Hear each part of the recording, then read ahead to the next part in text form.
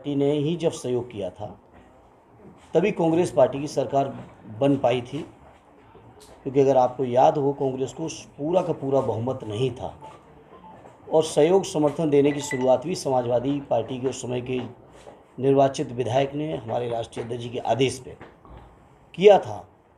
और आज भी मध्य प्रदेश की जनता निश्चित तौर पे परेशान है भारतीय जनता पार्टी से और कांग्रेस से भी संतुष्ट नहीं है।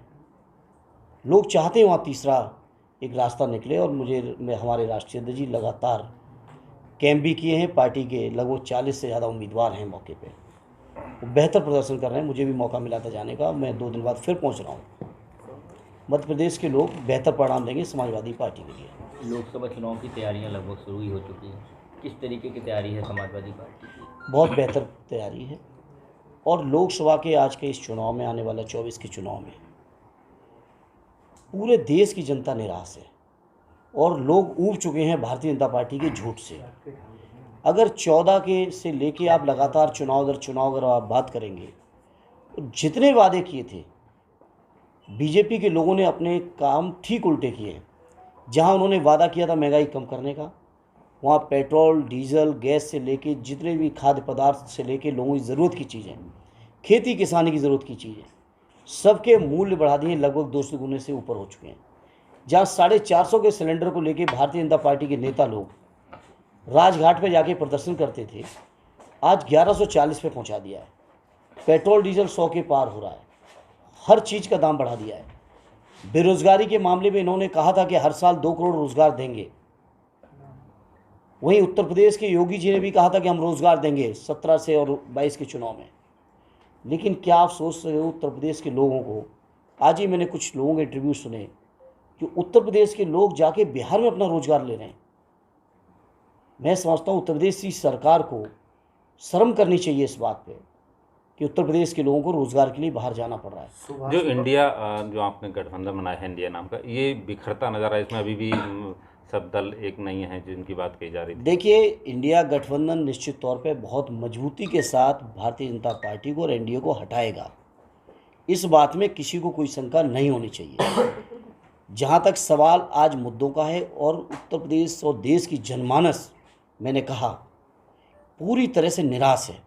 महंगाई ख़त्म करने की बात की, महंगाई दूनी से ज़्यादा हुई। बेरोज़गारी ख़त्म करने की बात की, बेरोज़गारी स्वतंत्र भारत में अब तक जब हम आज़ादी का अमृत महोत्सव मना रहे हैं, 75 साल से ज़्यादा की आज़ादी हो चुकी है, उस अमृत काल में भी देश के अंदर सबसे ज़्यादा बेरोज़गारी के आंकड़े आपके सामने हैं। बेरोज़गारी बढ़ी है। किसानों की आमदनी दूनी की बात की थी। मैं अपने पत्रकार मित्रों से कहूँगा, जिस किसी गांव में उनका संपर्क हो, आप सीधे चले जाइए गांव में के किसानों से बात करेंगे तो आपको एहसास होगा आमदनी दूनी छोड़िए, लागत नहीं निकल रही है। यही बीजेपी के लोगों ने नारे दिए थे कि मैं देश नहीं बिकने दूंगा। देश कैसे बिकेगा? देश का रेल आपने बेच दिया, हवाई अड्डे आपने बेच दिए, जहाज आपने बेच दिए, रेलवे स्टेशन आपने बेच दिया, लाल किले के मेंटेनेंस आप नहीं कर पा रहे हो, उसके लिए भी आपने ऑक्शन कर दिया। देश की जितनी बड़ी बड़ी संस्थाएं हैं, जितना बड़े बड़े उद्योग हैं, जितने बड़े बड़े विभाग हैं, जिन विभागों की दम पर देश चलता था, आज आपने सारा कुछ चुनिंदा अपने उद्योगपति मित्रों को बेच डाला।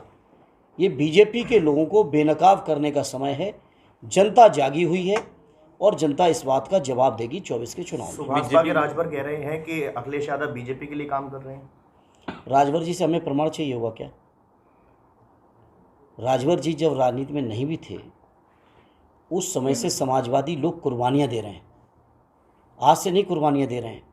सदैव नेताजी ने 1990 का जो सांप्रदायिक माहौल भारतीय जनता पार्टी ने बनाया था, कैसे उस माहौल से निपटे थे, क्या किसी से छुपा है? और उसके लिए हम लोगों ने कितनी बड़ी बड़ी कुर्बानियाँ दी, समाज में कितना अपमान झेला, इस बात का हमें सर्टिफिकेट नहीं राजभर जी से चाहिए। मेरे पत्रकार मित्रों, आप कुछ और गंभीर सवाल करिए। वो ब्रजेश पाठक कहते हैं कि जो इंडिया नाम गठबंधन ही 24 में कहीं दिखाई नहीं देगा चुनाव में। अब पाठक जी का पता नहीं 24 में भाजपा में रहेंगे या कोई और सरकार बनेगी तो उसमें चल देंगे, क्योंकि उनका तो आप इतिहास जानते हो, कहाँ से चले थे और कहाँ तक पहुँच गए, और अभी अपने राजनीतिक जीवन में कहाँ कहाँ तक और पड़ाव होंगे उनके पता नहीं, किस किस दल में होंगे। मैं पद के लिहाज से नहीं कह रहा हूँ, दल के लिहाज से कह रहा हूँ। योगी जी लगातार स्टार प्रचारक के रूप में 5 राज्यों में चुनाव हो रहा है, वहाँ प्रचार कर रहे हैं और यूपी की कानून व्यवस्था का हवाला दे रहे हैं कि यूपी की कानून व्यवस्था बहुत अच्छी है। क्या कहेंगे? हाँ, अब झूठ बोलने के लिए कहीं टैक्स नहीं लगता है और दुर्भाग्य है देश का कि मीडिया के साथियों को सच बोलने नहीं दिया जा रहा है। जो लोग बोलते हैं वो मुख्य धारा में नहीं रह पा रहे हैं। जिनके जितने भी प्लेटफॉर्म हो सकते थे लोगों से अपनी बात कहने के, वो प्लेटफॉर्म ख़त्म किए जा रहे हैं। तो योगी जी ने जिस तरह की दुर्दशा की है देश के अंदर, उत्तर प्रदेश के अंदर कानून व्यवस्था की, वो किसी से छुपी नहीं है। दलित बेटियों को रात के 2:30 बजे उनकी अंत्येष्टि कर दी जा रही है। रेप की घटनाएं दिख नहीं रही हैं। अभी देवरिया की घटना हुई, सामने है आपके। कितनी घटनाएं उस प्रदेश में, कहाँ ऐसा है? योगी जी के साड़ जरूर चल रहे हैं, साड़ का प्रचार कर सकते हैं योगी जी। बीएचयू में घटना हुई, बीएचयू से लेके पूरा प्रदेश, कानपुर से लेके, अगर आप कहाँ की बात करेंगे, कानपुर की बात करिए, झांसी की बात करिए, उन्नाव की बात करिए, बदायूं की बात करिए, कौन से ज़िले का जहाँ नाम लेंगे वहाँ पे संगीन से संगीन घटनाएं नहीं हो रही हैं। अभी बदायूं में हमारे मासूम बच्चों की डेथ हुई। आप सोचिए, इतने संवेदनहीन लोग हैं कि ना तो कोई कार्रवाई हुई, ना कोई गलती के दोषी ठहराए गए, ना कोई जांच की आज तक रिपोर्ट है, ना उन परिवारों को आंसू पहुँचने वाला कोई पहुँचा। ये संवेदनहीन लोगों की सरकार है। ये भारतीय जनता पार्टी के लोगों को लगता है कि हम नफरत फैला देंगे समाज में, हिंदू मुसलमान करा देंगे और सरकार बना लेंगे। आपके लेकिन लोगों को ये बीजेपी के लोगों को ये अंदाज़ नहीं है। लोग देख चुके हैं। ठीक है, काट की हांडी चढ़ी, इस बात से इनकार नहीं है। लोगों ने बात का भरोसा किया मोदी जी की, लेकिन आज मोदी जी की बात का भी भरोसा नहीं है। और मैं अब एक बात और इससे आगे कहता हूँ, अब बीजेपी के लोग कभी सच भी, न्यायालय के आदेश से और सर्वोच्च न्यायालय के आदेश पर कार्रवाई हुई। जिस बात को सत्य नेताजी ने अपने पूरे जीवन कहा था, उन्होंने कहा था कि इस मसले को या तो समझौते के रास्ते से या माननीय न्यायालय के आदेश के माध्यम से ही इसका निस्तारण संभव है। और इस बात को बीजेपी के लोग नहीं मान रहे थे, क्योंकि उनकी राजनीति कुछ और कह रही थी। इसके बारे में क्या कहना है? नेताजी पे तो आरोप गोली चलवाने का था, राम नेताजी ने